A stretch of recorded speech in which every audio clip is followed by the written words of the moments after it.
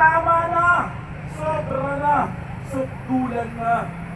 Isa lang insulto sa pagka-Pilipino ang ginagawa ng mga taong itong dapat ay ating mga representante na naipaglaban at iniisip ang kinabukasan ng ating mga mamamayan.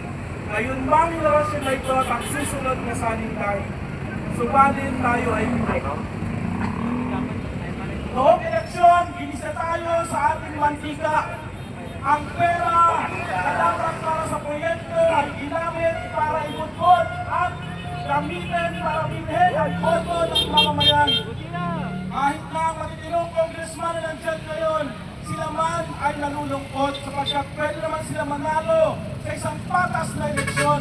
Subalit ang leader nila, hinarapat na gamitin ang pera ng taong bayan para bilhin ang mga boto at manatili siya dyan bilang isang pinakamalaking lolo, isang buwaya.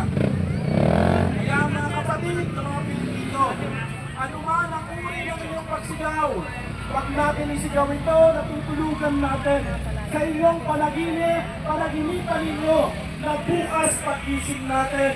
Tayo ay ngingiti sa pagkatunay na makuha na natin ang reforma na gusto natin sa ating bayan. Magkaisa po tayo.